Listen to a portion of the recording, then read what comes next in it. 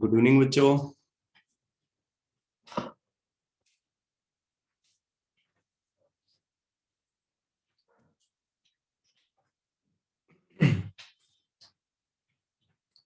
मेरी आवाज क्लियर है बेटा?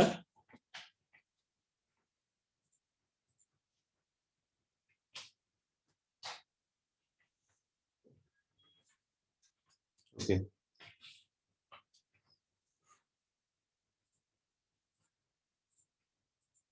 वही मुझे भी लग रहा है माइक कनेक्टेड नहीं। एक मिनट।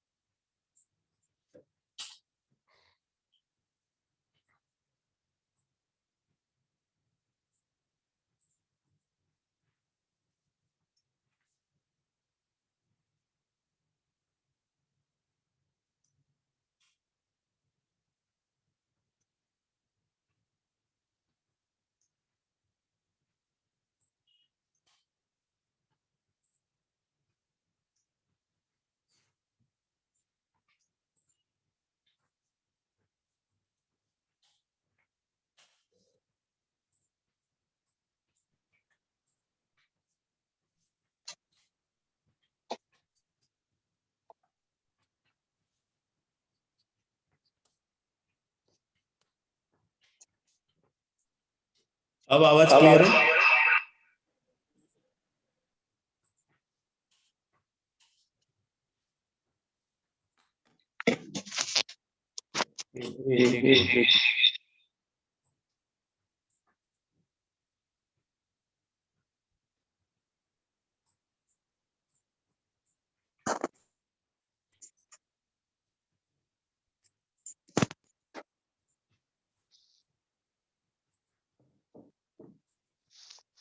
अभी क्लियर है?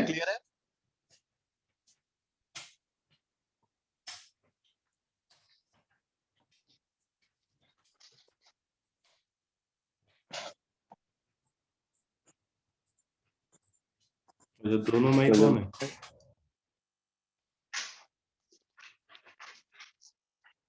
अब एक ही ऑन है।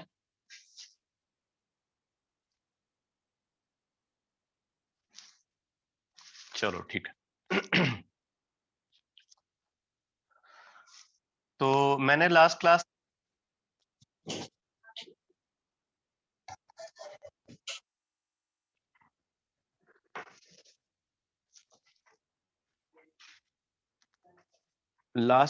में मैंने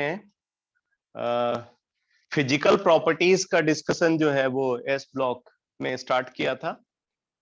और फिजिकल प्रॉपर्टीज में अगर आप देखो तो हम लोग डिस्कस कर रहे थे फ्लेम टेस्ट के बारे में।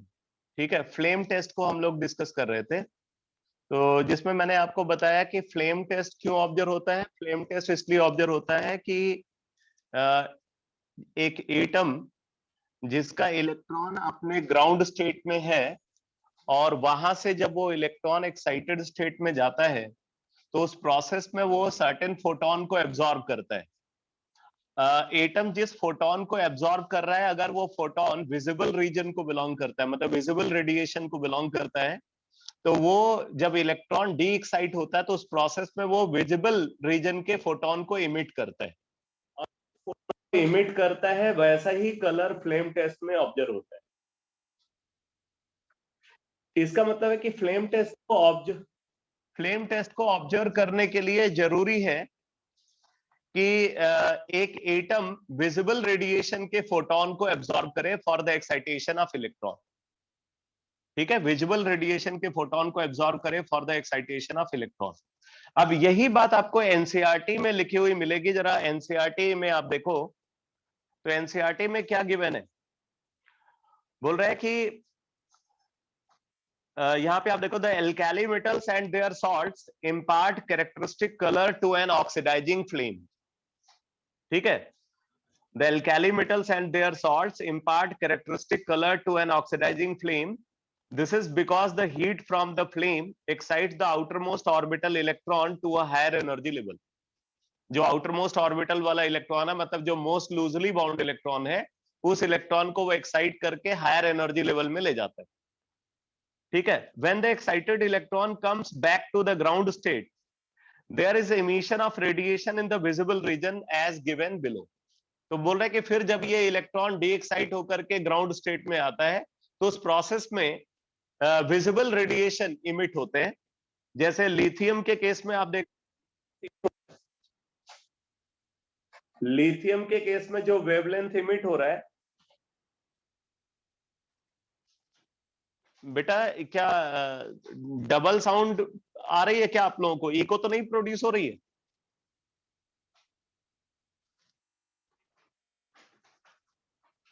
अच्छा, सब कुछ ठीक है ना?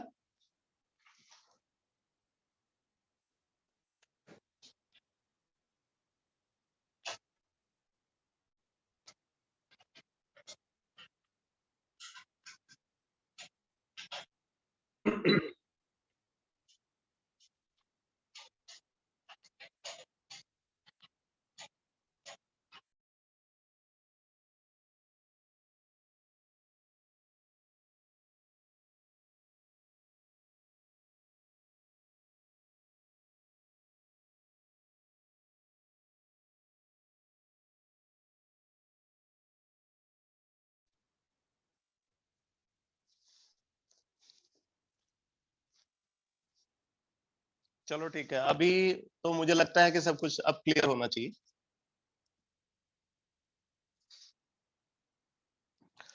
चलो कंटिन्यू करते हैं. तो यहाँ पे आप देख रहे हो लिथियम के केस में जो वेवलेंथ ऑफ लाइट इमिटेड है वो है 670.8 नैनोमीटर. 670.8 नैनोमीटर. और इसके करस्पॉन्डिंग जो कलर ऑब्जर्व होता है वो क्रिम्सन रेड कलर ऑब्जर्व होता है. ठीक है. सोडियम के केस में आप देख रहे हो जो वेवलेंथ ऑफ लाइट इमिटेड है वो है 589.2 नैनोमीटर, जो कि गोल्डन येलो कलर होता है. रुबीडियम पोटेशियम के केस में आप देख रहे हो जो वेवलेंथ ऑफ लाइट इमिटेड है वो है 766.5 नैनोमीटर, जो कि वायलेट कलर का होता है.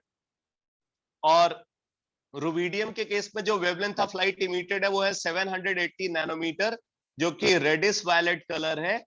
और सीजियम के केस में 455.5 नैनोमीटर, जो कि ब्लू कलर है. ठीक है. तो यहां पे आपको सिर्फ कलर याद रखना है, वेवलेंथ ऑफ लाइट इमिटेड याद रखने की जरूरत नहीं. ठीक है. कलर ऑफ लाइट, आपको जो colour of light observe during flame test, ये आपको पता होना चाहिए.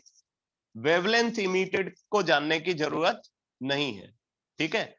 तो इसको आपको क्रैम कर जाना है. लिथियम के केस में कलर क्या है? Crimson red. ठीक है. सोडियम के केस में क्या है? Golden yellow. पोटेशियम के केस में क्या है? वायलेट. रुबीडियम के केस में क्या है? Reddish violet. और सीजियम के केस में क्या है? Blue colour. ठीक है. अब जरा आगे देखो क्या लिखा हुआ है. बोल रहा है कि alkali metals can therefore be detected by the respective flame test. इनको डिटेक्ट करने के लिए हम फ्लेम टेस्ट को यूज करते हैं. Alkali metals can therefore be detected by the respective flame test and can be determined by flame photometry. Flame photometry के through जो है इनको डिटरमाइन किया जाता है. और atomic absorption spectroscopy. Atomic absorption spectroscopy, ये स्पेक्ट्रोस्कोपी क्या है? ये आपको एटॉमिक स्ट्रक्चर में इसके बारे में बताया गया. तो एटॉमिक एब्जॉर्प्शन स्पेक्ट्रोस्कोपी या फ्लेम फोटोमेट्री के थ्रू इनको आइडेंटिफाई किया जाता है. ठीक है. याद रखना है आपको, फ्लेम फोटोमेट्री और एटॉमिक एब्जॉर्प्शन स्पेक्ट्रोस्कोपी के थ्रू इनको हम आइडेंटिफाई करते हैं. आगे देखो, बोल रहे हैं कि these elements when irradiated with light, the light energy absorbed may be sufficient to make an atom lose electron. This property makes cesium and potassium useful as electrodes in photoelectric cell. तो बोल रहा है कि potassium और caesium को obviously अगर potassium और caesium यहाँ पे कंसिडर किया जा रहा है तो फिर रुबिडियम को भी कंसिडर करने में कोई प्रॉब्लम नहीं है। तो आप बोल सकते हो कि पोटेशियम, रुबिडियम, सीजियम अगर हम इनको कंसिडर करें तो ये फोटो इलेक्ट्रिक सेल के फॉर्म में यूज होते हैं, क्योंकि इनका, आप ये भी बोल सकते हो कि इनका वर्क फंक्शन वैल्यू है, ठीक है, लो वर्क फंक्शन वैल्यू होने की वजह से ये फोटो इलेक्ट्रिक सेल के फॉर्म में यूज होते हैं। आप इस पॉइंट को नोट कर लो, लिख लो, लिखो potassium, rubidium and caesium, potassium, rubidium and cesium, potassium, rubidium and cesium can be used as electrode, can be used as electrode photoelectric cell, in photoelectric cell, can be used in photoelectric cell because of their low work function value, because of their low work function value, ठीक है। तो क्योंकि इनकी work function value लो है इसलिए हम इनको photo electric cell के फॉर्म में यूज करते हैं।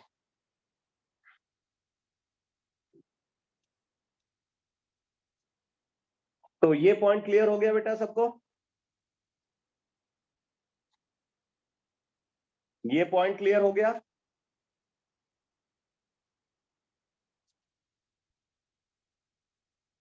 चलो अब आगे देखते हैं। नेक्स्ट डिस्कशन है केमिकल प्रॉपर्टीज, ठीक है, केमिकल प्रॉपर्टीज। तो केमिकल प्रॉपर्टीज में क्या बोल रहे हैं? The alkali metals are highly reactive due to their large size and low ionization enthalpy. तो क्यों ये हाईली रिएक्टिव है उसकी वजह आपसे पूछी जा सकती है, जो कि यहाँ पे गिवन है। The alkali metals are highly reactive due to their large size, और अगर साइज बड़ा है तो ऑब्वियसली आयनाइजेशन एंथैल्पी लो होगी। तो they are highly reactive due to their large size and low ionization enthalpy. The reactivity of these metals increases down the group, ठीक है, इनकी जो रिएक्टिविटी है वो डाउन द ग्रुप डिक्रीज करेगी। The reactive नहीं, डिक्रीज नहीं करेगी, इंक्रीज करेगी, क्योंकि ionization enthalpy down the group decrease करेगी, इससे रिएक्टिविटी इंक्रीज। तो आप ये बोल सकते हो कि reactivity of alkali metals, reactivity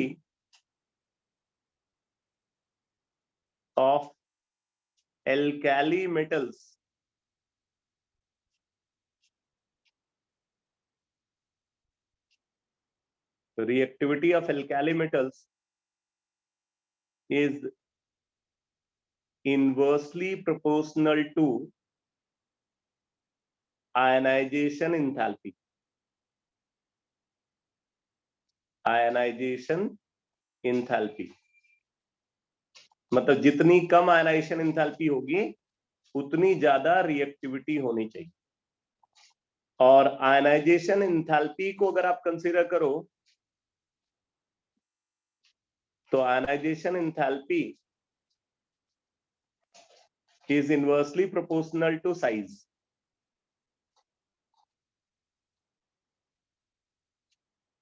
Ionization enthalpy is inversely proportional to size. जितना बड़ा साइज होगा उतनी कम आयनाइजेशन एंथैल्पी होगी, और जितनी कम आयनाइजेशन एंथैल्पी होगी उतनी ज्यादा इनकी रिएक्टिविटी होगी। तो इसलिए अगर हम ऑर्डर ऑफ रिएक्टिविटी को कंसीडर करें, ऑर्डर ऑफ रिएक्टिविटी, तो क्या ऑर्डर होना चाहिए? लिथियम का सबसे कम, सोडियम का उससे ज्यादा, पोटेशियम का उससे ज्यादा, फिर रुबिडियम, और सबसे ज्यादा रिएक्टिव इनमें सीजियम हो, ठीक है। ये इनकी ऑर्डर ऑफ रिएक्टिविटी।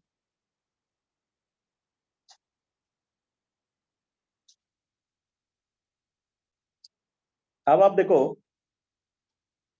आगे क्या इंफॉर्मेशन गिवन है? Reactivity towards air. अगर हम एयर से इनको रिएक्ट कराते हैं तो रिएक्टिविटी कैसी होगी? तो बोला कि the alkali metals tarnish in dry air due to the formation of their oxides which in turn react with moisture to form hydroxide. तो अगर आप इनका देखो तो इनका कलर कैसा होता है? फिजिकल प्रॉपर्टीज में आपने देखा था कि all the alkali metals are silvery white, all the alkali metals are silvery white, लेकिन इनका कलर जब ये एयर के कांटेक्ट में आते हैं तो इनका कलर कैसा हो जाता है? टार्निश। टार्निश मतलब वो जो सिल्वरी व्हाइट कलर है वो डल हो जाता है, ठीक है, फेड होने लगता है वो colour. So the alkali metals tarnish in dry air due to the formation of their oxides, which in turn react with moisture to form hydroxides. ठीक है, which in turn reacts with moisture to form hydroxide. तो पहले ये oxide बनाते हैं और वो oxide moisture से रिएक्ट करके हाइड्रोक्साइड में कन्वर्ट हो जाते हैं। उसके बाद देखो लिखा हुआ दे बर्न विगोरसली इन ऑक्सीजन फॉर्मिंग ऑक्साइड। ऑक्सीजन के साथ बर्न करके ये ऑक्साइड्स का फॉर्मेशन करते हैं। Lithium forms monoxide, sodium form peroxides, the other metals form super oxide. ठीक है, तो यहां पे बोल रहा है कि जो रिएक्टिविटी है उस रिएक्टिविटी में क्या ट्रेंड फॉलो होता है? बोले कि लिथियम तो ऑक्साइड बनाता है, ठीक है, सोडियम बनाता है पेरोक्साइड, बाकी जो मेटल्स हैं वो बनाते हैं सुपर ऑक्साइड। तो मतलब आप इसको इस तरीके से समझ सकते हो,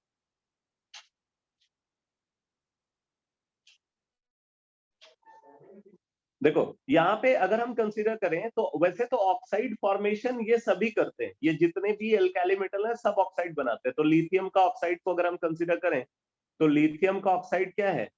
Li2O, सोडियम का Na2O, पोटेशियम का K2O, रुबीडियम का Rb2O, सीजियम का CS2O। लेकिन इनमें जो है ये जो सोडियम ऑक्साइड है, पोटेशियम ऑक्साइड है, रुबीडियम ऑक्साइड है और सीजियम ऑक्साइड है, ये बेटा अनस्टेबल होते हैं। मैंने जिनके साथ ब्रैकेट में जिनको लिखा हुआ है ना वो अनस्टेबल ऑक्साइड। तो sodium oxide, potassium oxide, rubidium oxide, caesium oxide ये अनस्टेबल होते हैं।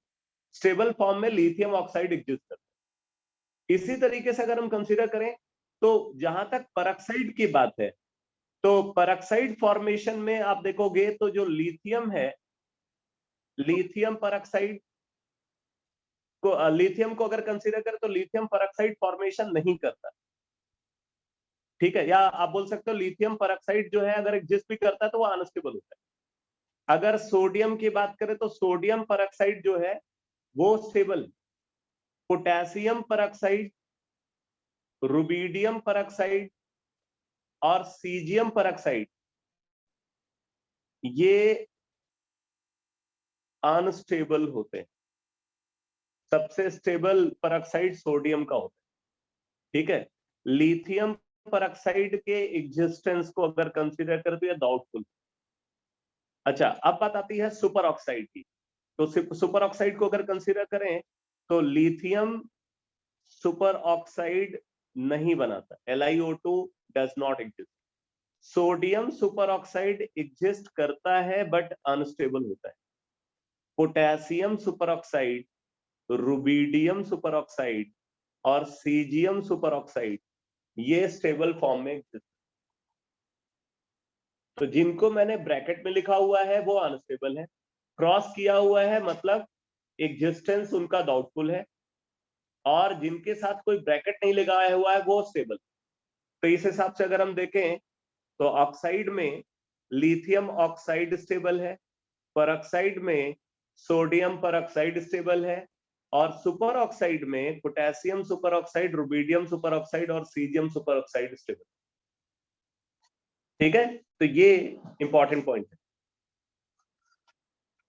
अब यहां पे देखो आगे क्या लिखा हुआ है, बोल रहे हैं कि the superoxide ion is stable only in the presence of large cations such as potassium, rubidium and caesium. जो सुपर ऑक्साइड आयन है वो सिर्फ बड़े कैटायन के साथ ही स्टेबल फॉर्म में एग्जिस्ट करता है क्योंकि वो एक बड़ा एनायन होता है। तो आपको मैंने केमिकल बॉन्डिंग में भी बताया था इस बात को कि bigger anion is stable with bigger cation, smaller anion is stable with smaller cation. ठीक है, तो बड़ा एनायन बड़े कैटायन के साथ और छोटा एनायन छोटे कैटायन के साथ स्टेबल होता है। तो इस वजह से ये सिचुएशन यहाँ पे ऑब्जर्व। तो जैसे देखो लिखा हुआ है कि 4Li plus O2 gives 2Li2O, 4Li plus O2 gives 2Li2O, 2Na plus O2 gives Na2O2, and बाकी जो सुपर ऑक्साइड फॉर्मेशन रिएक्शन है उसमें क्या है, M plus O2 gives MO2। अब इसमें M क्या हो सकता है, पोटेशियम, रुबिडियम एंड सीजियम। ठीक है, तो आप देख रहे हो कि ऑक्सीजन से तो ये सब रिएक्ट कर रहे हैं, लेकिन ऑक्सीजन से रिएक्ट करके जो लिथियम है, लिथियम ऑक्सीजन के साथ रिएक्ट करके क्या बना रहा है, लिथियम ऑक्सीजन के साथ रिएक्ट करके फॉर्म कर रहा है Li2O, Li2O का फॉर्मेशन। सोडियम ऑक्सीजन से रिएक्ट करके क्या बना रहा है, Na2O2। और बाकी जो मेटल्स हैं वो जब ऑक्सीजन से रिएक्ट कर रहे हैं तो ऑक्सीजन से रिएक्ट करके वो सुपर ऑक्साइड का फॉर्मेशन कर रहे हैं। यहाँ पे M अगर हम कंसीडर करें तो M क्या क्या हो सकता है, पोटेशियम, रुबिडियम एंड सीजियम। ठीक है, पोटेशियम, रुबिडियम एंड सीजियम। अब जरा आगे देखो, बोल रहा है कि इन ऑल दीज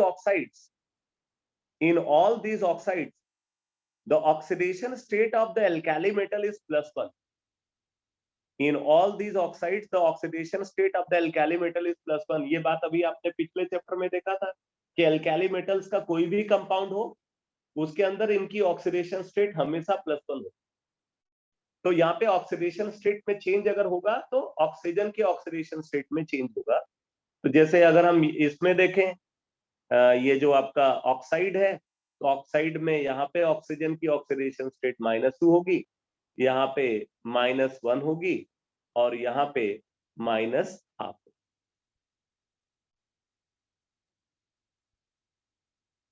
ठीक है, तो in all these oxide the oxidation state of the alkali metal is +1। Lithium shows exceptional behavior in reacting directly with nitrogen। ठीक है, lithium shows exceptional behavior in reacting directly with nitrogen of air to form the nitride। तो यहाँ पे जो lithium है वो air से react करके, एयर में जो नाइट्रोजन है उससे रिएक्ट करके डायरेक्टली नाइट्राइड का फॉर्मेशन कर लेता है। nitride as well, because of their high reactivity towards air and water they are normally kept in kerosene oil। क्योंकि ये एयर और वाटर के साथ हाईली रिएक्टिव है इसीलिए इनको इनर्ट एनवायरनमेंट प्रोवाइड करने के लिए केरोसिन ऑयल के अंदर रखा जाता है। लास्ट क्लास में मैंने इसके बारे में बताया भी था। तो एक बात आप समझ लेना बेटा कि यहाँ पे जहां तक नाइट्रोजन से रिएक्ट करने की बात है तो सिर्फ लिथियम, ठीक है, सिर्फ लिथियम जो है वो नाइट्रोजन से रिएक्ट करके, अगर आप यहाँ पे बैलेंस रिएक्शन देखोगे तो बैलेंस्ड रिएक्शन ये होगी,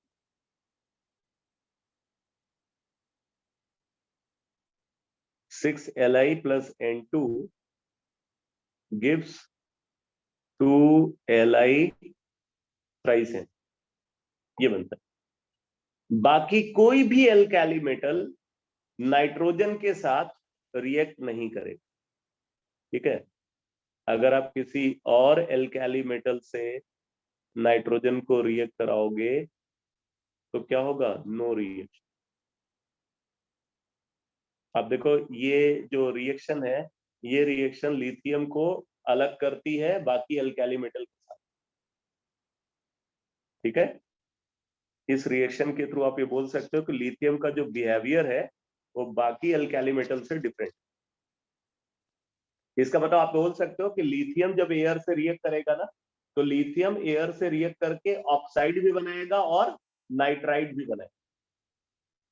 बाकी जो एल्काली मेटल्स है वो या तो पेरोक्साइड का फॉर्मेशन करेंगे एयर के साथ रिएक्ट करके या सुपर ऑक्साइड का फॉर्मेशन करेंगे, नाइट्राइड फॉर्मेशन नहीं। तो ये पॉइंट क्लियर हुआ बेटा। ये पॉइंट सबको क्लियर हुआ?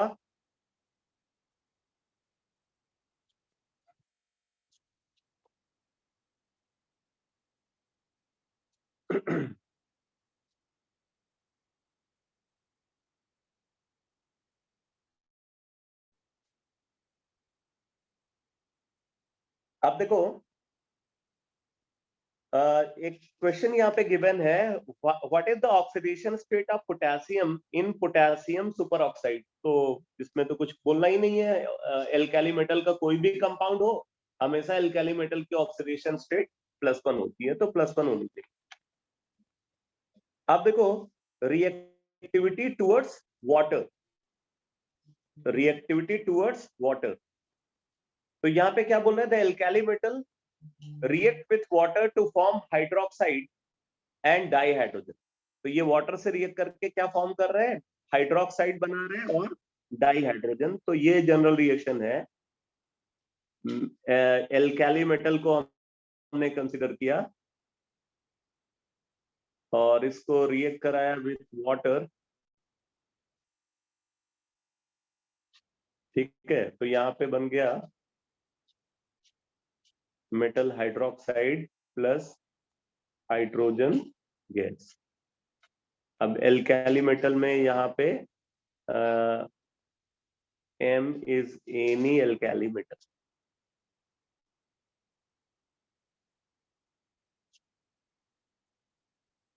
ठीक है, M is any alkali metal।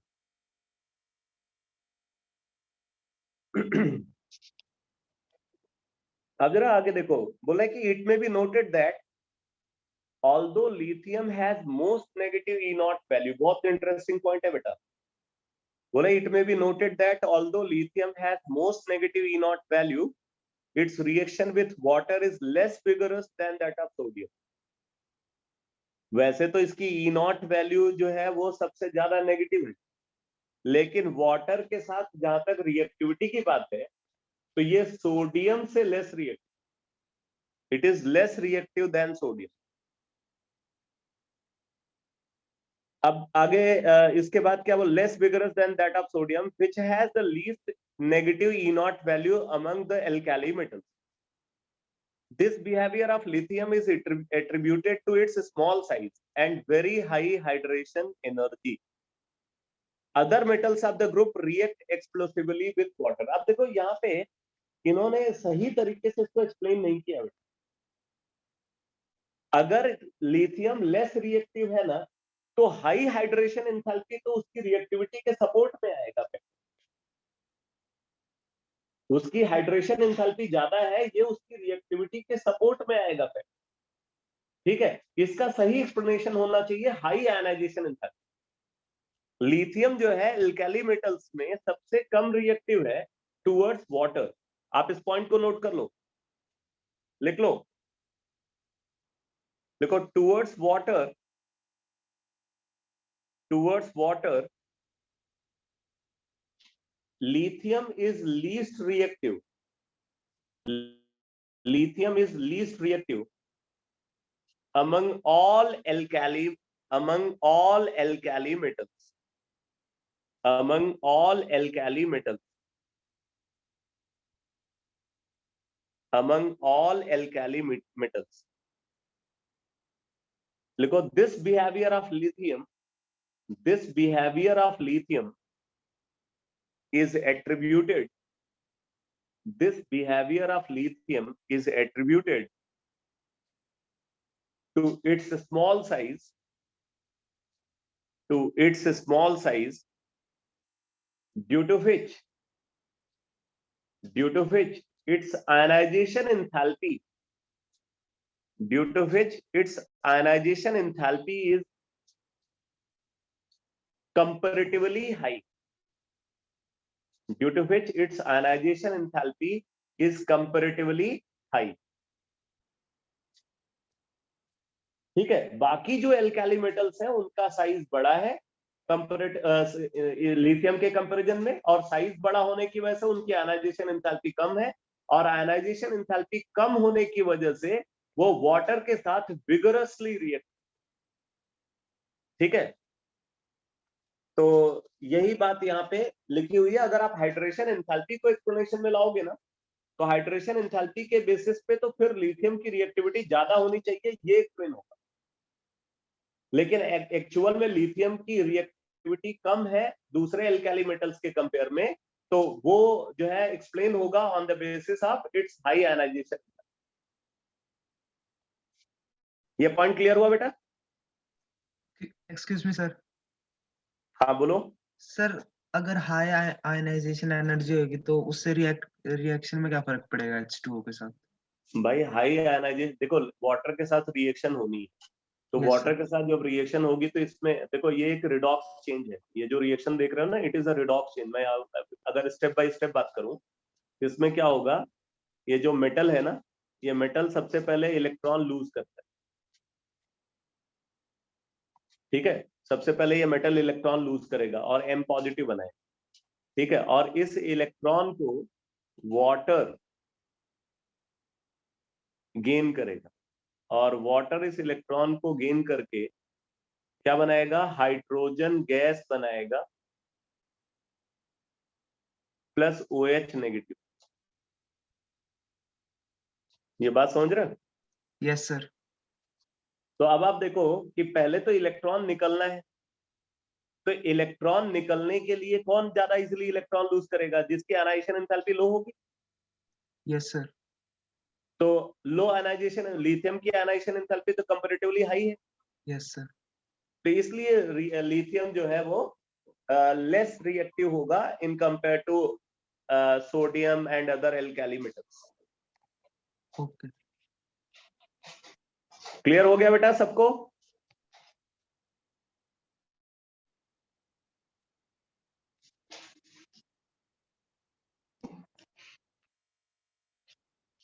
तो यहाँ पे लिखा हुआ other metals of the group react explosively with water.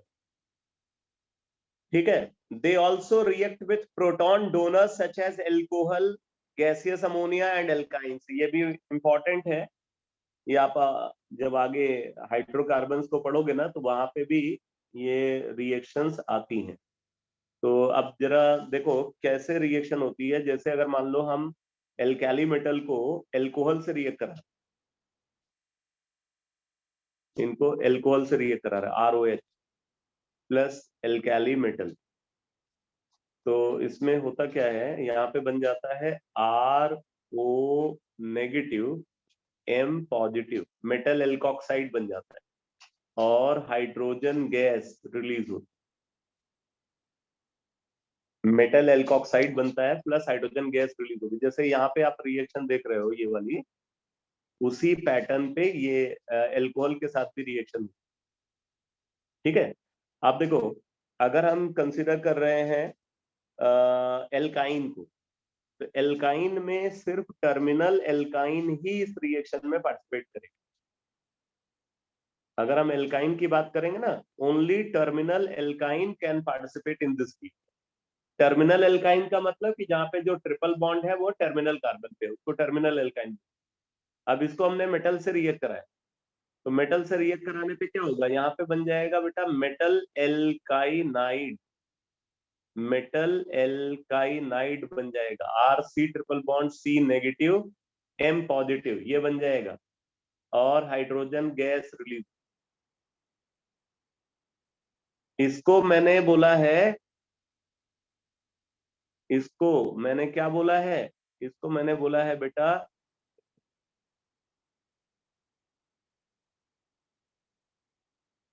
फिर से लिख देता हूं,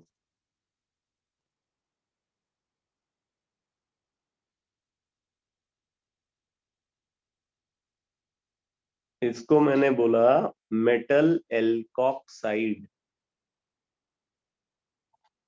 मेटल एल्कोक्साइड, ठीक है, और इसको मैंने क्या बोला है, इसको मैंने बोला है मेटल एल्काइनाइड।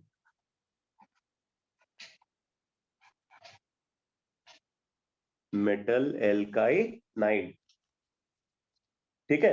इसी तरीके से अगर हम इसको अमोनिया से रिएक्ट कराते हैं, अमोनिया के साथ रिएक्शन जो है काफी डिटेल में आगे डिस्कस हुई है। तो अगर हम अमोनिया के साथ इसको रिएक्ट कराते हैं तो ये अमोनिया से रिएक्ट करके फॉर्म करेगा metal amide, M positive NH2 negative plus hydrogen gas, metal amide. इसी तरीके से अगर हम इसको कार्बोक्सिलिक एसिड से रिएक्ट कराते हैं RCOOH, तो बन जाएगा बेटा मेटल कार्बोक्सिलेट, मेटल कार्बोक्सिलेट और हाइड्रोजन गैस प्रोड्यूस।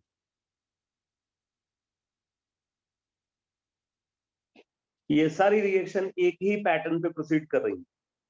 ये जितने भी कंपाउंड्स हैं ना, इनके पास सफिशिएंटली एसिडिक हाइड्रोजन है। तो जिन कंपाउंड्स के अंदर सफिशिएंटली एसिडिक हाइड्रोजन होता है वो कंपाउंड एल्काली मेटल से रिएक्ट करके हाइड्रोजन गैस प्रोड्यूस।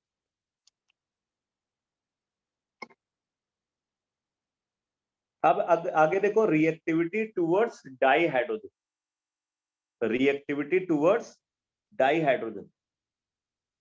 तो यहाँ पे बोले the alkali metals react with di hydrogen at about 673 kelvin, लेकिन लिथियम के लिए बोल रहा है कि 1073 केल्विन टू फॉर्म हाइड्राइड। ठीक है, to form hydride. All the alkali metal hydrides are ionic solids with high melting points. ठीक है, तो अब हाइड्रोजन के साथ अगर हम इनकी रिएक्शन को देखें तो क्या हो रहा है हाइड्रोजन के साथ रिएक्शन में, एल्काली मेटल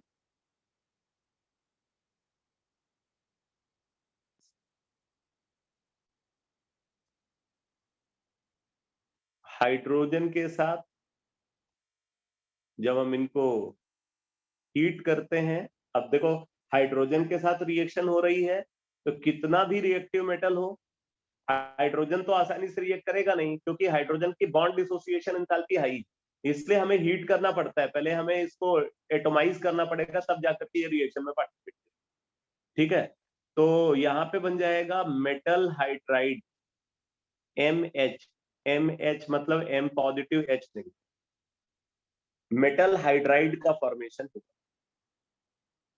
ठीक है, रिएक्शन टेम्परेचर जो है वो 673 केल्विन के अप्रॉक्स है, मतलब 400 डिग्री सेंटीग्रेड के approx, nearly 400 degree centigrade. Lithium के साथ रिएक्शन को अगर देखें तो 800 डिग्री सेंटीग्रेड के approx lithium reactor with lithium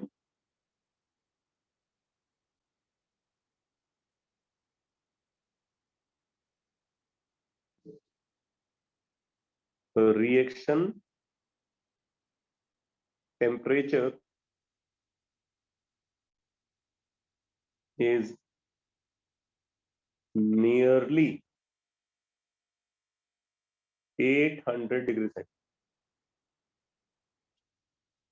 अब लिथियम के साथ रिएक्टिविटी क्यों कम है, तो दो वजह है। जैसे अगर आप देखो यहाँ पे रिएक्शन में, तो ये जो M है बेटा, ये M जो है वो सॉलिड फॉर्म में एग्जिस्ट करेगा।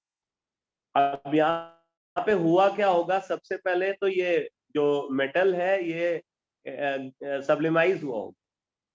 ठीक है, सब्लिमाइज होने के बाद फिर ये आयनाइज होगा, सब्लिमाइज होने के बाद फिर ये आयनाइज होगा। और उधर जो हाइड्रोजन है, हाइड्रोजन को अगर कंसीडर करें तो हाइड्रोजन जो है ये डिसोसिएट हुआ होगा, और फिर उसके बाद ये जो हाइड्रोजन प्रोड्यूस हुआ है, हाइड्रोजन एटम, ये इलेक्ट्रॉन गेन करता है और इलेक्ट्रॉन गेन करके ये बनाएगा H नेगेटिव। ठीक है, H नेगेटिव का फॉर्मेशन करेगा। आगे फिर ये M पॉजिटिव और H नेगेटिव कंबाइन करके M positive H negative solid का फॉर्मेशन करेगा। ये स्टेप्स इन्वॉल्व होंगे। अब अगर आप देखो लिथियम के केस में, तो लिथियम का जो हीट ऑफ एटोमाइजेशन है वो बहुत ज्यादा है, क्योंकि वहां पे जो मेटालिक बॉन्डिंग है वो स्ट्रांग है। और दूसरी बात, लिथियम के केस में ये जो आयनाइजेशन एंथैल्पी है ये भी बहुत ज्यादा है। बाकी जो स्टेप्स हैं, जैसे ये 2 स्टेप्स तो हर रिएक्शन में ऑब्जर्व होंगे, तो ये डिसाइडिंग नहीं हो। हाइड्रोजन का एटोमाइजेशन सब में होगा, हाइड्रोजन सब में इलेक्ट्रॉन गेन करेगा, तो ये डिसाइडिंग फैक्टर नहीं। फिर ये लैटिस एंथैल्पी वाला जो फैक्टर है ये भी डिसाइडिंग फैक्टर बनेगा।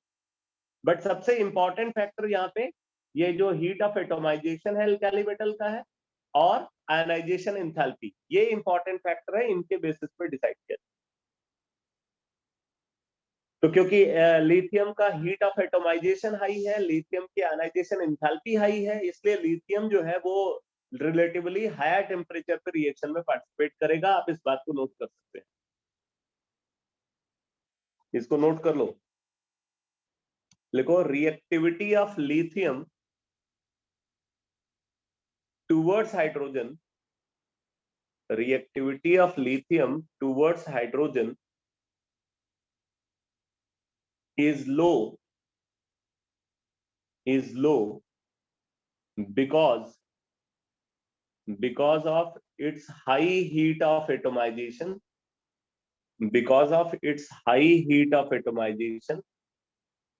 and high ionization enthalpy,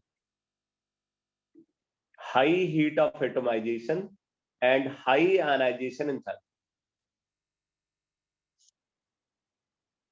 ठीक है, high heat of atomization and high ionization enthalpy. तो ये पॉइंट क्लियर हो गया बेटा। लिथियम यहाँ पे हायर टेम्परेचर पे क्यों रिएक्शन में पार्टिसिपेट कर रहा है, वजह समझ में आ गई।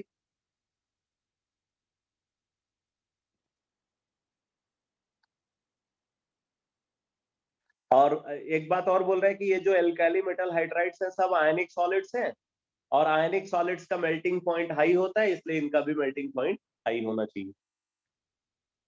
और एक और बात, ये जो मेटल हाइड्राइड्स होंगे ना, ये एक पावरफुल बेस होंगे, इस बात को भी आप नोट कर लो। Metal hydrides are extremely powerful bases, metal hydrides are extremely powerful basis.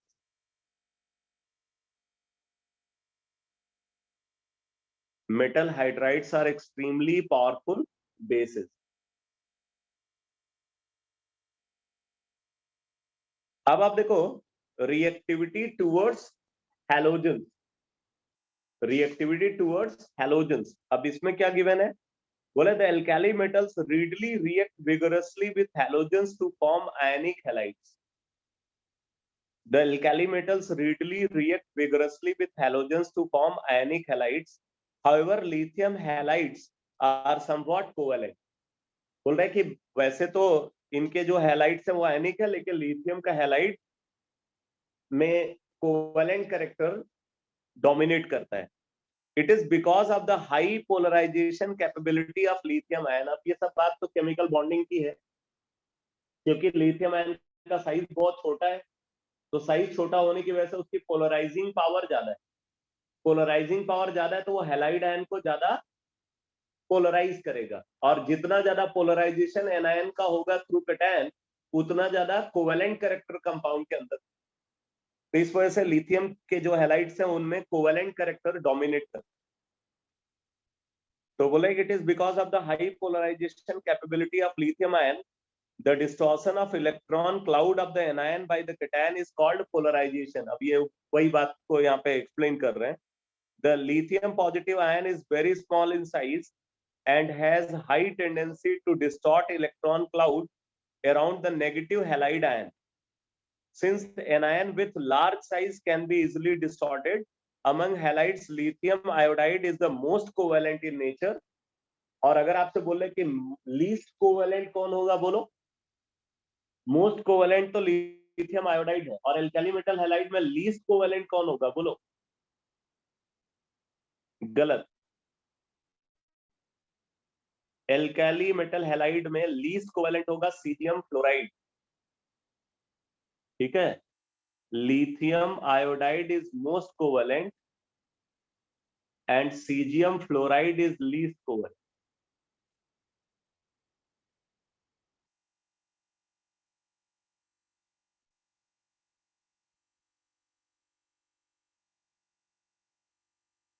lithium iodide is most covalent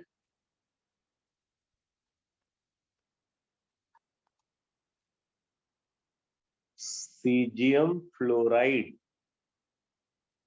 is least covalent.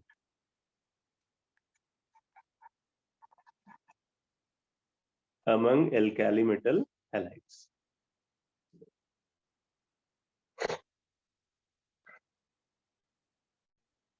Reducing nature.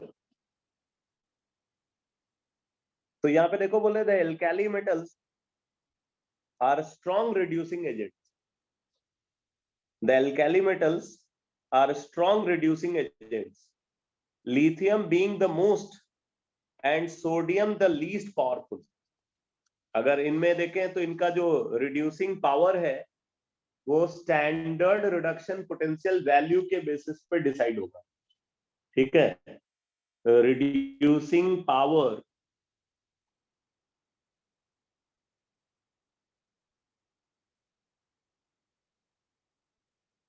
of alkali metals in aqueous solution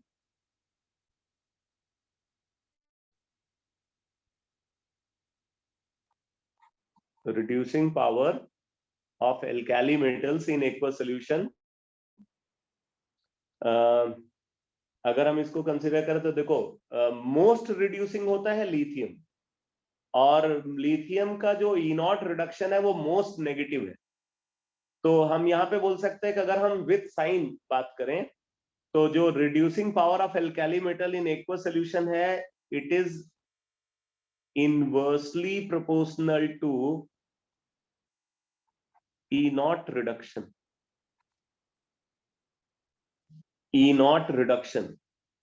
तो standard reduction potential value जितनी कम होगी reducing power उतनी ज्यादा होगी. तो इसलिए हम ये बोल सकते हैं कि therefore lithium is best reducing agent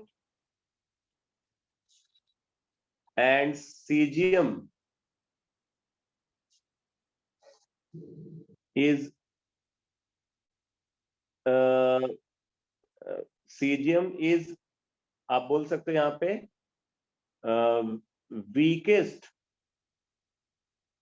reducing agent in aqueous solution. ये बोलना बहुत जरूरी है. In aqueous solution among alkali metals.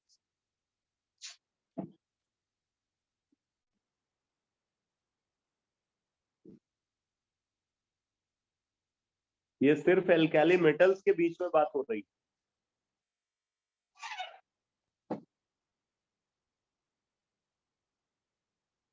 E oxidation के डायरेक्टली प्रोपोर्शनल होगी. हाँ ये बोल सकते.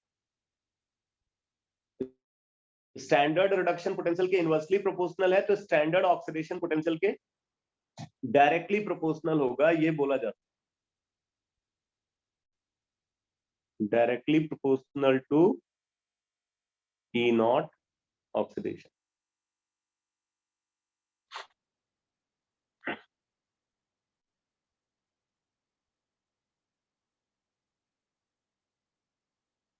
अब आगे देखो बोले the standard electrode potential which measures the reducing power represent the overall change. अब यहाँ पे उसको स्टेप बाय स्टेप बता रहे हैं कि सबसे पहले M सॉलिड M गैस में कन्वर्ट हुआ तो सब्लिमेशन एंथैल्पी इन्वॉल्व हुई. फिर M gas M positive gas में कन्वर्ट हुआ तो आयनाइजेशन एंथैल्पी इन्वॉल्व हुई. फिर M पॉजिटिव गैस वाटर से रिएक्ट करके M पॉजिटिव एक्वस का फॉर्मेशन कर रहा है तो हाइड्रेशन एंथैल्पी इन्वॉल्व. तो ये तीन स्टेप जो है ये मिल करके जो है वो स्टैंडर्ड रिडक्शन पोटेंशियल वैल्यू को डिसाइड करते हैं. लास्ट क्लास में बताया था. फिर आगे देखो बोले with the small size of its ion lithium has the highest hydration enthalpy which accounts for its high negative E0 value and its high reducing power.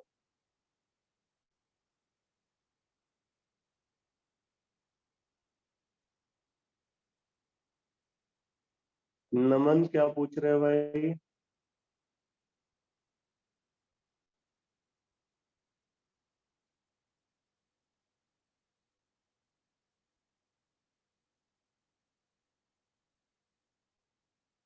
Sodium आना चाहिए।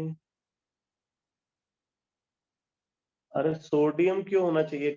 कहाँ पे बात कर रहे हो?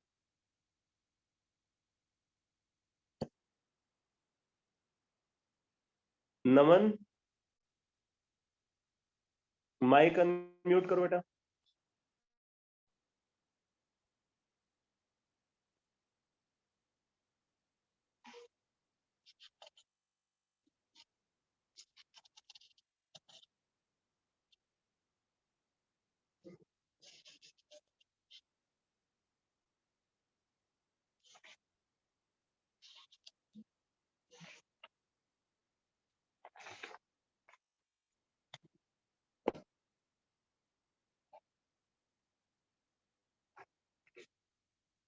जिनको अभी आप जो भी टेक्स्ट मैसेज टाइप कर रहे हो,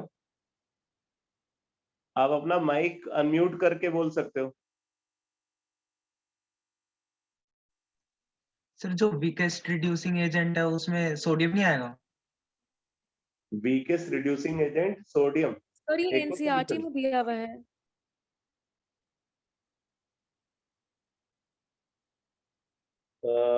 हाँ ठीक बोल रहे, ठीक बोल रिड्यूसिंग नेचर के रहे। पैराग्राफ में। एकदम एकदम एकदम एकदम सही है, एकदम सही। कल भी बताया था आपने। हाँ हाँ, वो इनॉट रिडक्शन की। हाँ ठीक है ठीक है, मैंने उस चीज को ध्यान नहीं दिया। सही बोल रहे, सही बोल रहे।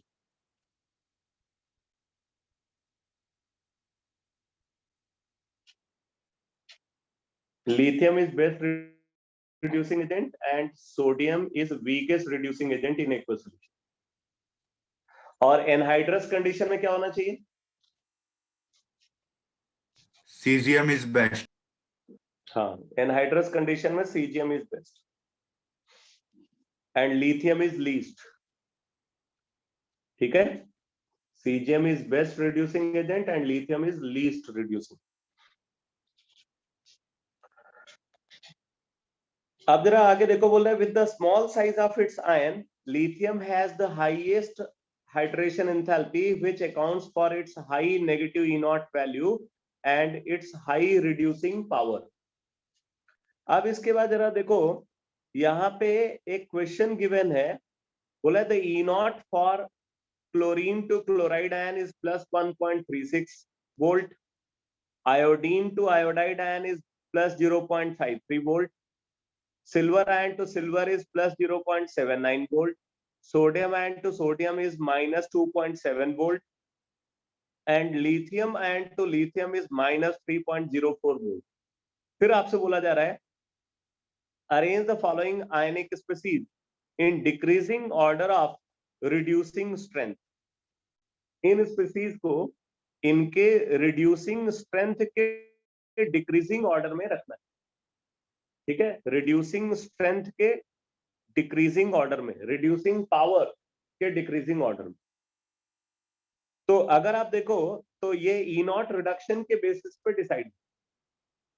तो इसमें अगर देखा जाए तो सबसे अच्छा रिड्यूसिंग एजेंट जो है वो लिथियम होना चाहिए। उसके बाद E0 रिडक्शन वैल्यू के बेसिस पे सोडियम आना चाहिए। उसके बाद अगर आप बाकी को देखो तो सबके लिए E0 रिडक्शन वैल्यू क्या है? पॉजिटिव। सिल्वर के लिए भी पॉजिटिव है, आयोडीन के लिए भी और क्लोरीन के लिए भी। उनमें जो लीस्ट पॉजिटिव है वो आयोडीन के लिए। तो फिर आ जाएगा आयोडाइड आयन, उसके बाद फिर आ जाएगा सिल्वर और फिर आ जाएगा क्लोराइड आयन। ठीक है, तो ये इनके रिड्यूसिंग पावर का ऑर्डर है। सबसे अच्छा रिड्यूसिंग एजेंट लिथियम, फिर इनमें आएगा सोडियम, फिर आयोडाइड आयन, फिर सिल्वर, फिर क्लोराइड। देखो एक बात और समझ लेना बेटा, रिड्यूसिंग पावर की बात हो रही है, मतलब एक तरीके से रिड्यूसिंग एजेंट कौन अच्छा है उसकी बात कर। तो अच्छा रिड्यूसिंग एजेंट कौन होगा? जो आसानी से ऑक्सीडाइज हो। तो इनमें सबसे इजीली ऑक्सीडाइज कौन होगा? लिथियम, फिर सोडियम, फिर आयोडाइड आयन, फिर सिल्वर, फिर क्लोराइड आयन।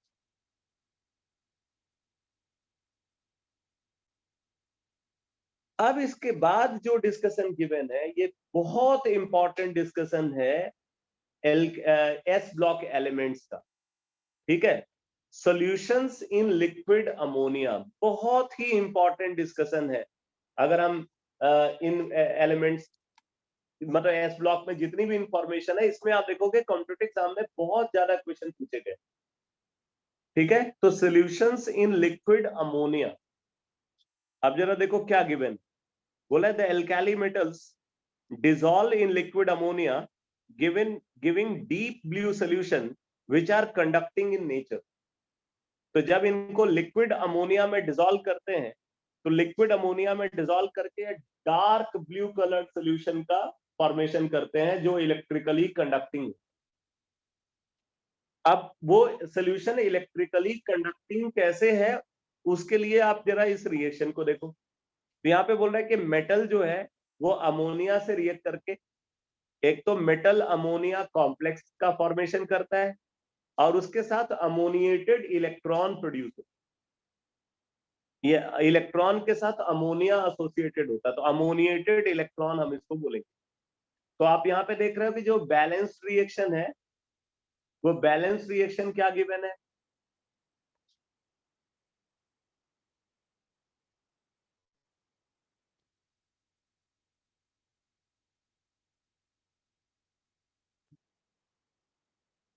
ठीक है, मेटल है, मेटल को अमोनिया से रिएक्ट करा। अब जब मेटल अमोनिया से रिएक्ट करता है तो एक तो यहाँ पे बन रहा है MnH3X पॉजिटिव, MnH3X पॉजिटिव मतलब X मॉलिक्यूल अमोनिया का मेटल आयन के साथ एसोसिएट हो, और इसके साथ जब मेटल यहाँ पे एक तरीके से आयनाइज हुआ तो M पॉजिटिव में कन्वर्ट हुआ है, तो जो इलेक्ट्रॉन रिलीज हुआ वो इलेक्ट्रॉन से भी अमोनिया एसोसिएटेड होता है, तो plus ENH3Y negative, ENH3Y negative, इसको हम बोलते हैं अमोनिएटेड इलेक्ट्रॉन। अमोनिएटेड इलेक्ट्रॉन, ठीक है। अब टोटल अगर आप अमोनिया देखो तो X अमोनिया मेटल आयन के साथ और Y अमोनिया इलेक्ट्रॉन के साथ, तो ये बैलेंस रिएक्शन। तो metal plus ammonia gives metal ammonia complex cation plus ammoniated electron. ये अमोनिएटेड इलेक्ट्रॉन जो यहाँ पे प्रेजेंट है, इसी की वजह से ये सॉल्यूशन पैरामैग्नेटिक होता है और डार्क ब्लू कलर्ड होता है। तो आप यहाँ पे बोल सकते हो due to presence of ammoniated electron, due to presence of ammoniated electron given solution या this solution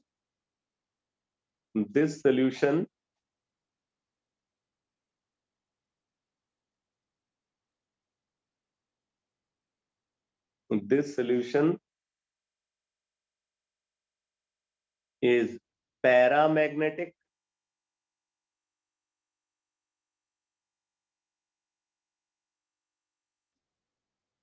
and deep blue colored,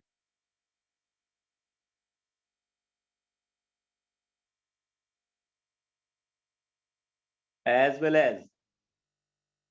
as electrically conducting.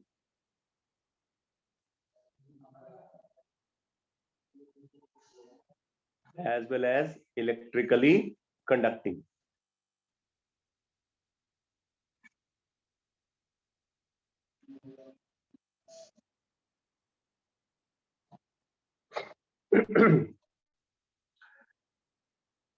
तो यहाँ पे बोल रहा है कि the blue color of the solution is due to the ammoniated electron which absorbs energy in the visible region of light and thus imparts blue color to the solution।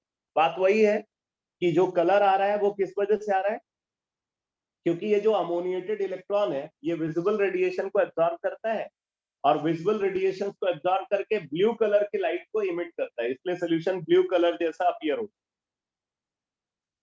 और इसी electron के होने की वजह से सोल्यूशन इलेक्ट्रिकली कंडक्टिंग, और क्योंकि ये इलेक्ट्रॉन अनपेयर्ड है तो अनपेयर्ड होने की वजह से ये solution paramagnetic.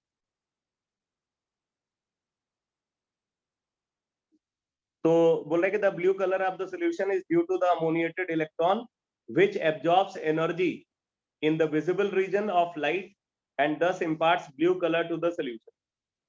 The solutions are paramagnetic and on standing slowly liberate hydrogen, resulting in the formation of amide.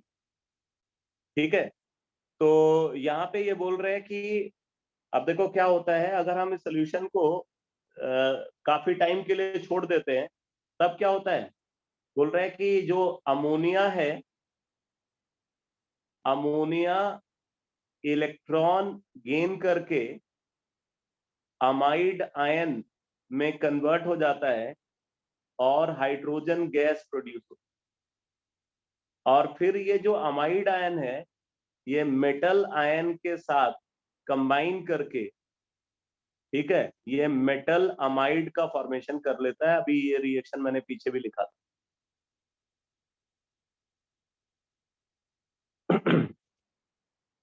इस तरीके से रिएक्शन होती है।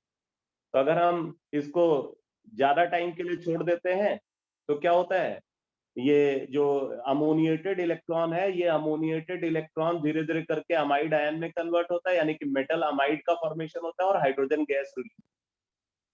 और ये जो मेटल अमाइड है बेटा, ये ब्रॉन्ज कलर्ड फॉर्म में अपीयर होता है। तो मतलब सोल्यूशन का कलर डार्क ब्लू से क्या हो जाएगा, ब्रॉन्ज कलर हो जाएगा। तो यहाँ पे बोले the solutions are paramagnetic and on standing slowly liberate hydrogen resulting in the formation of amide. ये रिएक्शन यहाँ पे गिवन है कि ammoniated metal ion plus electron plus ammonia liquid gives metal amide ammoniated plus half H2 gas, where AM denotes solution in ammonia. In concentrated solution, the blue color changes to bronze color and becomes diamagnetic. ये बहुत important है, जो concentration के साथ solution के behaviour में change हो रहा है ना, ये काफी इंपॉर्टेंट कैरेक्टरिस्टिक है। तो थोड़ा और इंफॉर्मेशन आप इसी के बारे में नोट करो, लिखो।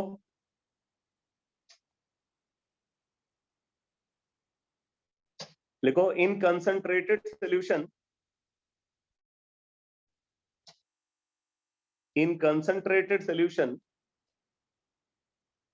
the blue color of the solution changes to bronze color. In concentrated solution the blue color of the solution changes to bronze color,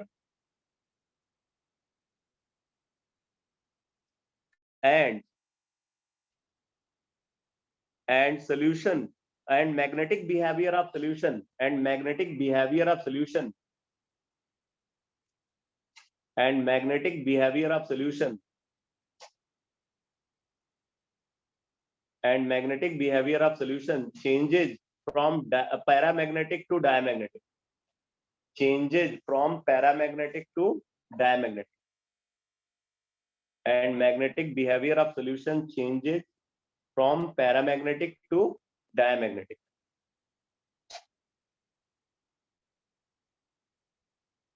ठीक है, अब इसमें एक बात इंपॉर्टेंट है, आप इसको भी नोट करो। लिखो, very dilute solution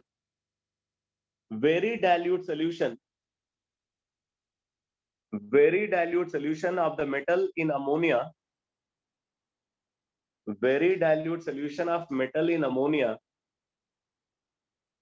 is paramagnetic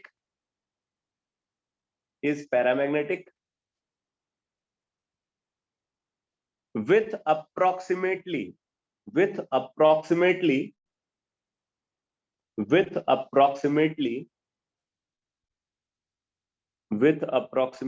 1 unpaired electron per metal atom.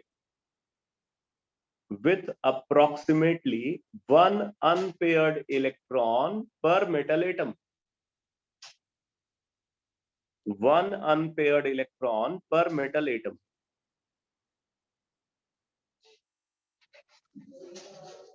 आगे लिखो, the paramagnetism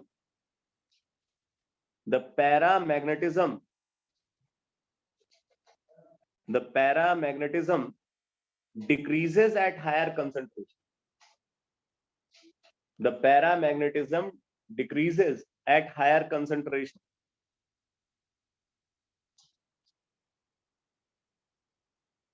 The paramagnetism decreases at higher concentration. आगे लिखो, as the concentration of metal increases, as the concentration of metal increases, as the concentration of metal increases, metal ion clusters,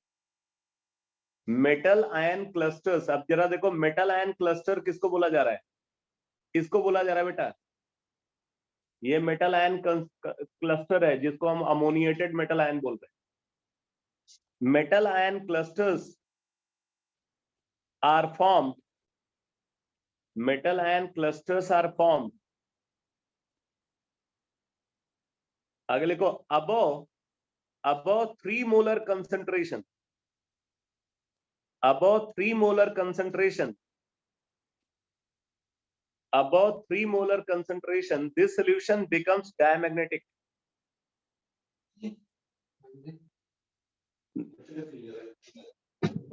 Above 3 molar concentration, this solution becomes diamagnetic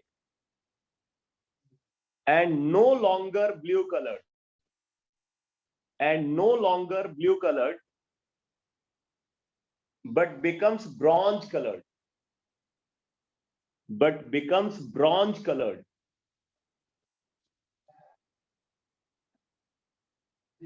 ठीक है, तो क्या बोला जा रहा है कि अगर सोल्यूशन का कंसंट्रेशन में आप चेंज कर रहे हो, तो जब सोल्यूशन बहुत ज्यादा डाइल्यूट है तब सोल्यूशन क्या होगा?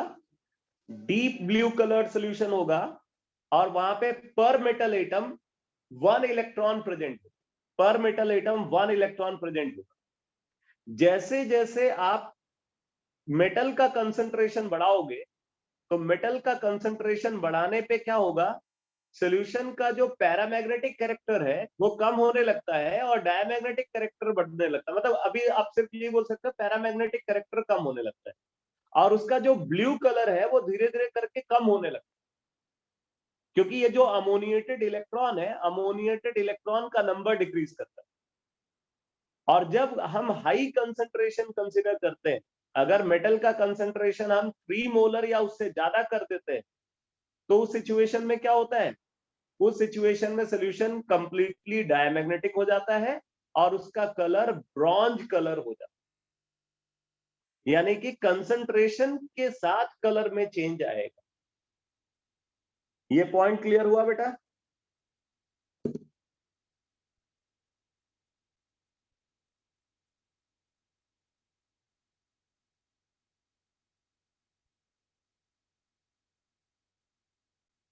हाँ, ऑब्वियसली कंडक्टिविटी में भी चेंज आएगा।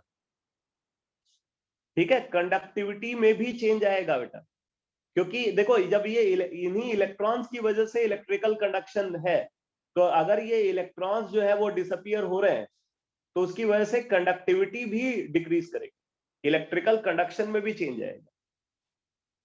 तो क्या क्या चेंज होगा, एक तो जो ब्लू कलर है वो उसकी इंटेंसिटी कम होने लगेगी, ठीक है, और क्या होगा, पैरामैग्नेटिक कैरेक्टर कम होने लगेगा और इलेक्ट्रिकल कंडक्टिविटी भी डिक्रीज कर। तो मतलब मेटल का कंसंट्रेशन बढ़ाने पे क्या क्या होता है, 3 तरीके के चेंजेस होते हैं। कलर, जो ब्लू कलर है वो उसकी इंटेंसिटी डिक्रीज करती है, पैरामैग्नेटिक कैरेक्टर डिक्रीज करता है और इलेक्ट्रिकल कंडक्शन भी डिक्रीज करता है।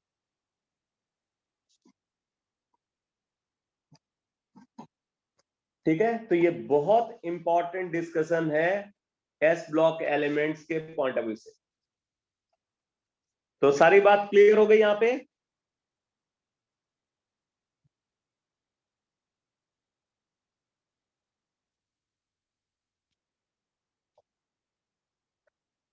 चलो अब देखो आगे गिवन है यूजेस। तो बोला है कि lithium metal is use to make useful alloys, for example with lead to make white metal bearings for motor engines, जिसको हम बियरिंग के फॉर्म में यूज करते हैं मोटर इंजन में।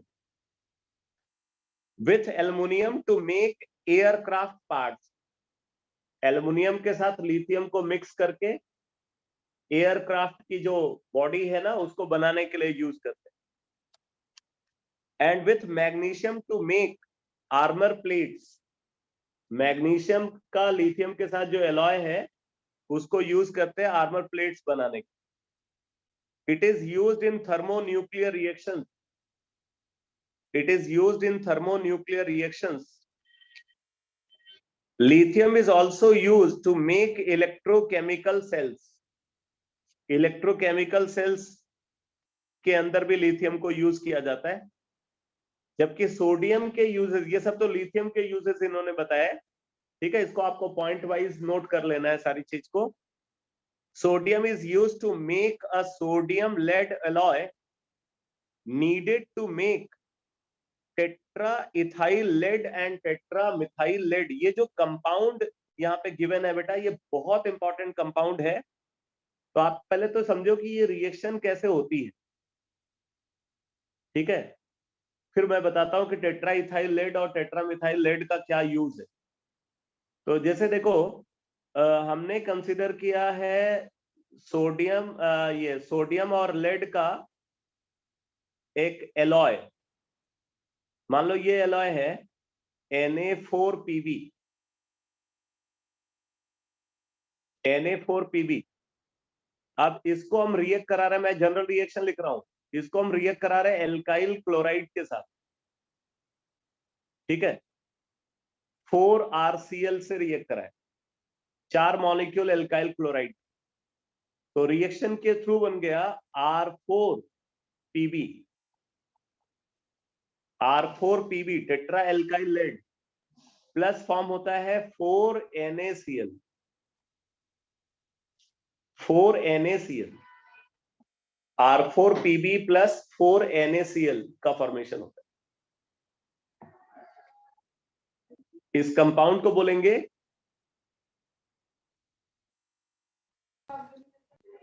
टेट्रा एल्काइल लेड, ठीक है। R4Pb is called tetra alkyl lead.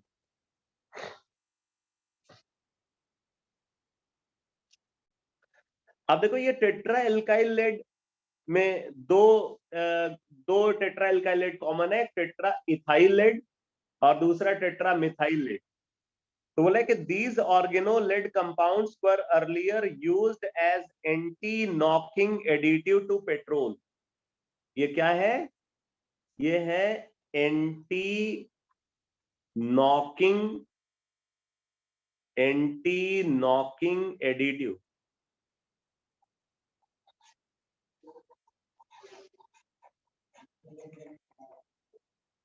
ठीक है, इनको एंटी नॉकिंग एडिटिव के फॉर्म में यूज किया जाता था। बेसिकली अगर पेट्रोल जो है वो अच्छे क्वालिटी का नहीं है, पुअर क्वालिटी का अगर पेट्रोल है, तो पुअर क्वालिटी के पेट्रोल को अगर आप यूज करोगे ऑटोमोबाइल्स के अंदर, तो उस सिचुएशन में क्या होगा, इंजन के अंदर से मेटालिक साउंड प्रोड्यूस होती, ठीक है। इंजन के अंदर से मेटालिक साउंड प्रोड्यूस होती है, उसको हम बोलते हैं नॉकिंग। तो नॉकिंग जो है, नॉकिंग एक अनवांटेड टर्म है। अगर नॉकिंग हो रही है, इसका मतलब है कि जो फ्यूल यूज किया गया है वो अच्छे क्वालिटी का फ्यूल नहीं। आप बोल सकते हो कि जो बेसिकली जो पेट्रोल इंजन होता है उसको हम इंटरनल कंबस्शन इंजन बोलते हैं। तो जो इंटरनल कंबस्शन इंजन है वो प्रॉपरली वर्क नहीं कर रहा है, और वो उसकी वर्किंग में जो प्रॉब्लम आ रही है, वो प्रॉब्लम बेसिकली उस फ्यूल की वजह से आ रही है जिस फ्यूल को यूज किया गया, ठीक है। तो इसका मतलब नॉकिंग एक अनवांटेड टर्म, और नॉकिंग को कम करने के लिए पेट्रोल के अंदर टेट्रा एल्काइल लेड को ऐड किया जाता था। ठीक है, टेट्रा एल्काइल लेड जो है इसको ऐड करने पे नॉकिंग कम हो जाती थी, इसीलिए इसको एंटी नॉकिंग एडिटिव बोला जाता। लेकिन ये पहले यूज किया जाता था टेट्रा एल्काइल लेड को, अभी इसको बैन कर दिया गया है बिकॉज इसमें लेड प्रेजेंट होता है, और लेड जो है वो क्या है, लेड पॉइजनिंग का मेजर कॉज है। पहले पेट्रोल के अंदर टेट्रा एल्काइल लेड को एंटी नॉकिंग एडिटिव के फॉर्म में यूज किया जाता था, और उसकी वजह से इन्वायरमेंट में जो है वो लेड का कंसंट्रेशन बढ़ रहा था, उसकी वजह से जो है फिर जो टॉक्सिसिटी लेड की बढ़ने की वजह से वो कैंसर जैसी जो डिजीज है उसके केसेस में जो है वो इंक्रीज देखने को मिला। इस वजह से टेट्रा एल्काइल लेड को अभी बैन कर दिया गया है, अब इसको यूज नहीं करते। वैसे मैं यहाँ पे एक बात बता दूं कि ये सबसे अच्छा एंटी नॉकिंग एडिटिव है, जितने भी एंटी नॉकिंग एडिटिव अब तक देखे गए हैं उनमें इससे अच्छा एंटी नॉकिंग एडिटिव कोई और नहीं। बट क्योंकि इसकी जो प्रॉब्लम है कि ये जो है मतलब लेड पॉइजनिंग का मेजर कॉज है, इस वजह से अब इसको बैन कर दिया। इसीलिए आप देखोगे पेट्रोल पंप पे लिखा होता है अनलेडेड पेट्रोल। अनलेडेड पेट्रोल का मतलब कि पेट्रोल के अंदर जो है वो ये टेट्रा एल्काइल लेड नहीं प्रेजेंट। ये बात क्लियर हुई बेटा? ये नॉकिंग टर्म और एंटी नॉकिंग एडिटिव के बारे में जो मैंने बताया, ये समझ में आ गया आपको?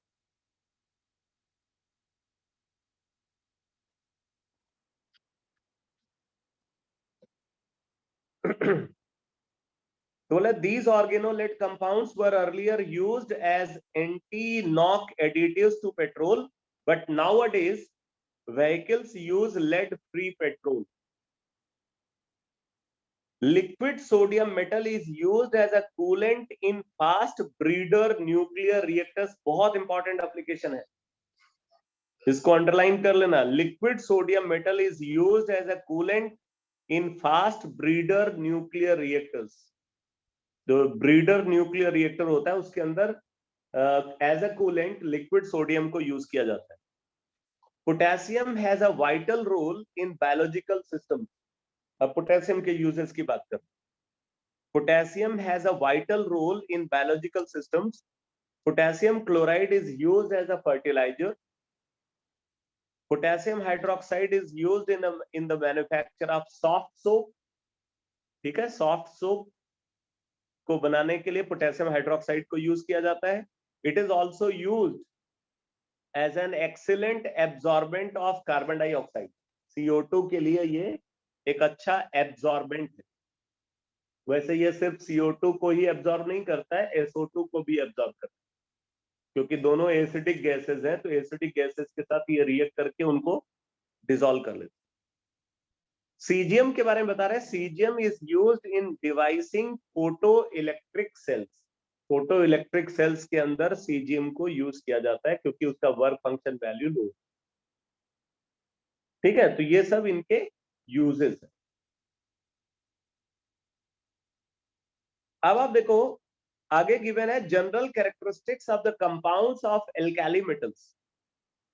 General characteristics of the compounds of the alkali metals. तो अब आप यहाँ पे देखो लिखा हुआ है all the common compounds of the alkali metals are generally ionic in nature.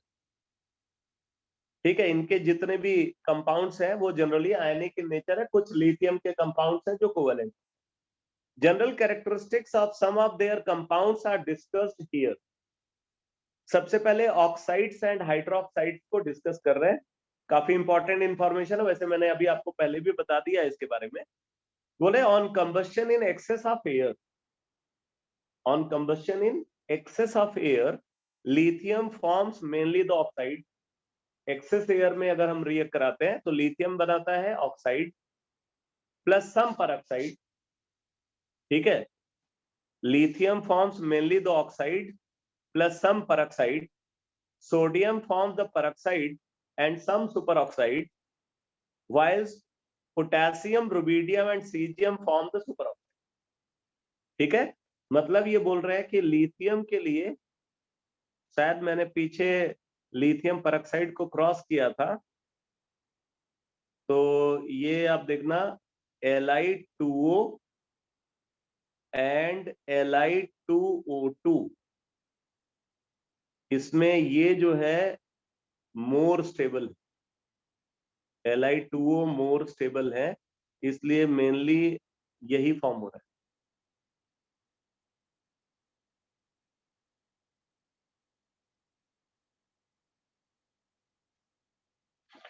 ठीक है, अगर सोडियम की बात करें तो सोडियम क्या बना रहा है? सोडियम बना रहा है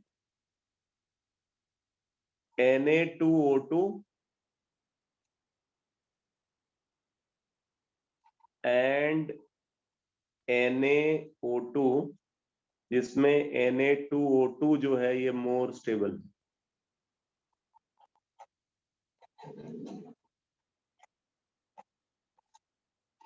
ये एक्सेस एयर के साथ जब इनको रिएक्ट करा, और बाकी जो एल्काली मेटल्स हैं वो क्या फॉर्म कर रहे हैं भाई?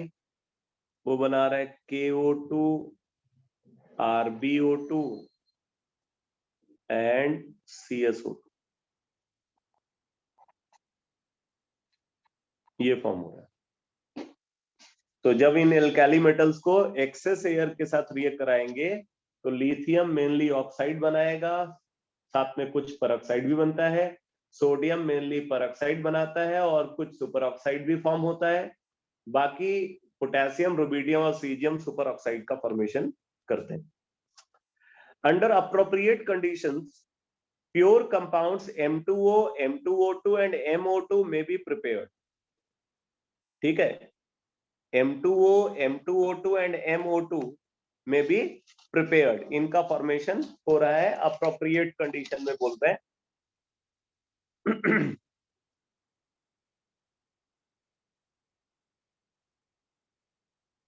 The increasing stability of the peroxide or superoxide as the size of the metal ion increases is due to the stabilization of large anions by larger cations through lattice energy effect. अब ये बात मैं पीछे अभी आपको बता भी रहा था कि बड़े कैटायन के साथ बड़ा एनायन और छोटे कैटायन के साथ छोटा एनायन स्टेबल होता है, तो उसी को यहाँ पे कंसीडर कर कि पेरोक्साइड और सुपर ऑक्साइड को अगर कंसीडर किया जाए तो ये बड़े कैटायन के साथ स्टेबल फॉर्म में एग्जिस्ट करते हैं। तो the increasing stability of the peroxide और super oxide as the size of the metal ion increases is due to the stabilization of large anions by larger cations through lattice energy effect. These oxides are easily hydrolyzed by water to form the hydroxides according to the following reaction. अब इसमें आप reaction भी देखोगे ना तो इसमें भी एक अलग ट्रेंड फॉलो होता है। अब जैसे देखो ट्रेंड क्या है, अगर हम ऑक्साइड को कंसीडर करते हैं तो ऑक्साइड को जब हाइड्रोलाइज करते हैं तो ऑक्साइड हाइड्रोलाइज होकर के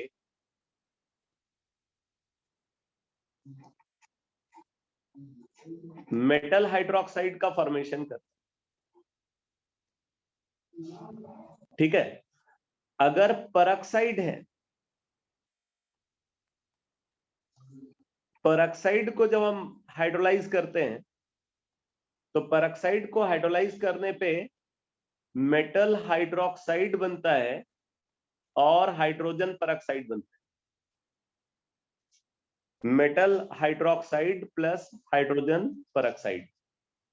और अगर हम सुपर ऑक्साइड को कंसीडर करते हैं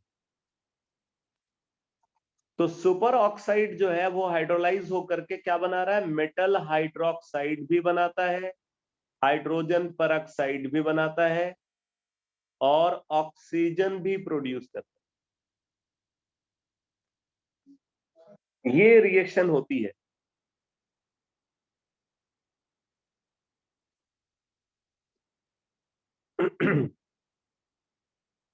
तो आप देख रहे हो कि अगर मेटल ऑक्साइड है तो मेटल ऑक्साइड हाइड्रोलाइज होकर के मेटल हाइड्रोक्साइड का फॉर्मेशन करेगा। अगर मेटल पेरोक्साइड को कंसीडर करें तो ये हाइड्रोलाइज होकर के मेटल हाइड्रोक्साइड और हाइड्रोजन पेरोक्साइड प्रोड्यूस करता है। और जो मेटल सुपर ऑक्साइड है, मेटल सुपर ऑक्साइड हाइड्रोलाइज होकर के मेटल हाइड्रोक्साइड भी बनाता है, हाइड्रोजन पेरोक्साइड भी बनाता है और ऑक्सीजन भी। एक एक प्रोडक्ट बढ़ रहा है। एक एक प्रोडक्ट यहाँ पे बढ़ रहा है, ये ध्यान देना।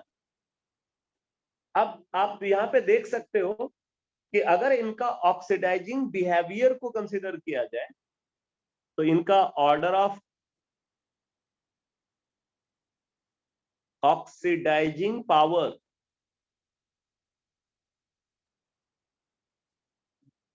ऑर्डर ऑफ ऑक्सीडाइजिंग पावर, अगर आप ऑक्सीडाइजिंग पावर को कंसीडर करोगे तो सबसे ज्यादा oxidizing power metal super oxide का होगा, उसके बाद मेटल परऑक्साइड का होगा और फिर मेटल ऑक्साइड का होगा।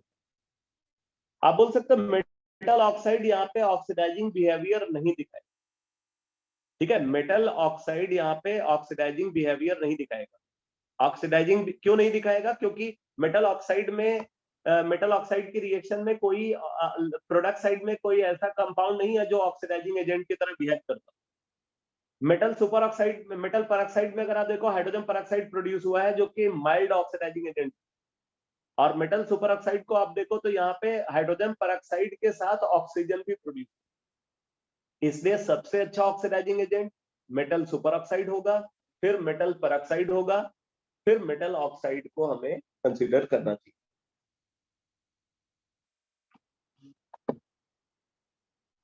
तो बोले the increasing stability of the peroxide और super oxide as the size of the metal ion increases is due to the stabilisation of large anions by larger cations through lattice energy effects. These oxides are easily hydrolyzed by water to form the hydroxides according to the following reaction, जो reaction मैंने यहाँ पे लिखा हुआ है। The oxides and the peroxides are colorless when pure, ठीक है। तो यहाँ पे बोल रहा है कि ये जो कंपाउंड्स हैं ये कलरलेस हैं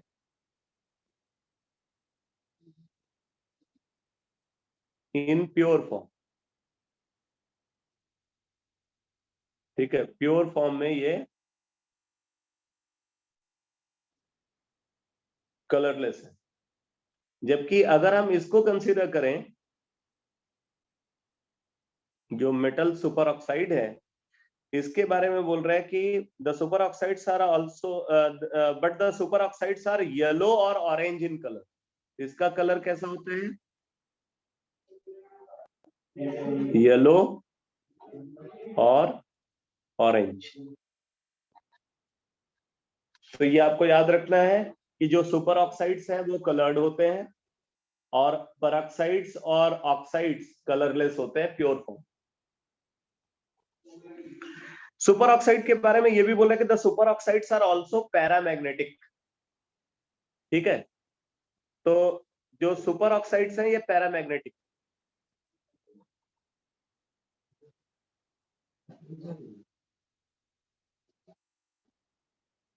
अच्छा आप देखो ये जो MO2 है ये पैरामैग्नेटिक है। तो पैरामैग्नेटिक क्यों है बेटा? तो उसके लिए अगर आप देखोगे तो यहाँ पे एग्जिस्ट कर रहा है बेसिकली O2 नेगेटिव, और अगर आप O2 नेगेटिव का इलेक्ट्रॉनिक कॉन्फ़िगरेशन लिखो मॉलिक्यूलर ऑर्बिटल थ्योरी के अकॉर्डिंग, तो आप यहाँ पे देखोगे कि इसके जो पाई एंटी बॉन्डिंग मॉलिक्यूलर ऑर्बिटल है, पाई PY और पाई PX anti bonding molecular orbital जो प्रेजेंट है उसके अंदर अनपेयर्ड इलेक्ट्रॉन होता है। अब ये बात आपको समझ में आ रही है या नहीं?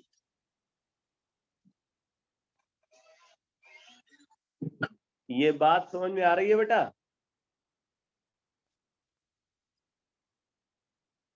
अरे मॉलिक्यूलर ऑर्बिटल थियरी आपने केमिकल बॉन्डिंग में पढ़ा था, तो वहां पे इलेक्ट्रॉनिक कॉन्फ़िगरेशन कैसे लिखते हैं वो मैंने आपको बताया हुआ है।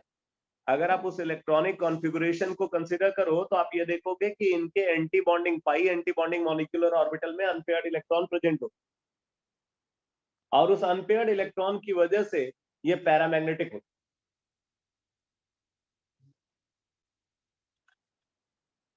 तो बोला कि the oxides and the peroxides are colourless when pure but the super oxides are yellow और orange in colour. The super oxides are also paramagnetic. लेकिन जो परऑक्साइड और ऑक्साइड है बेटा, ये हमेशा डायमैग्नेटिक होंगे। आप इस बात को नोट कर लो, लिख लो। All alkali metal peroxides and oxides, all alkali metal peroxides and oxides, all alkali metal peroxides and oxides are diamagnetic in nature. Diamagnetic in nature. Diamagnetic in nature. ठीक है।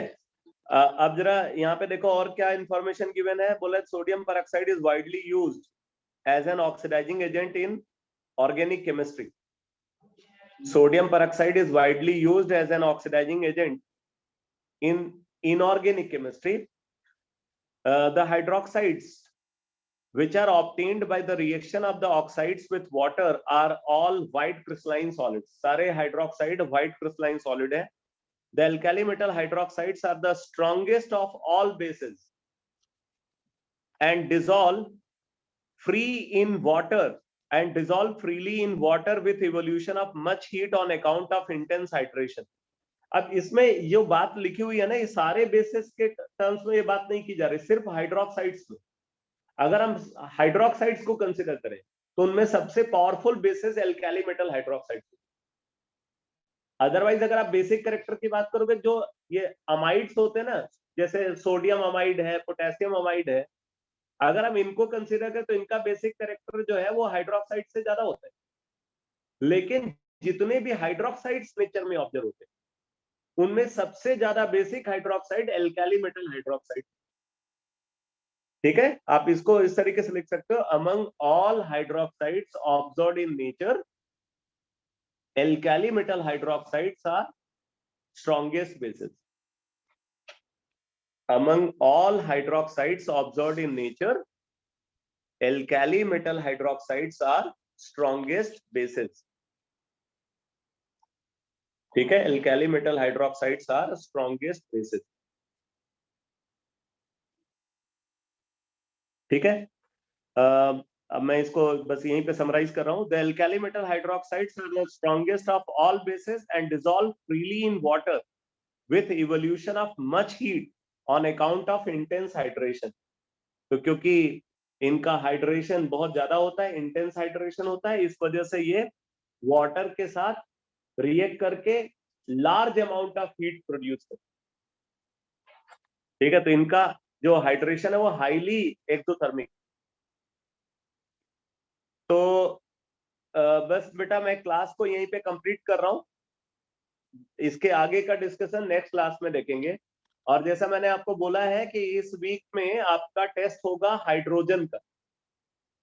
ठीक है, तो आप हाइड्रोजन की प्रिपरेशन करो। ओके बेटा।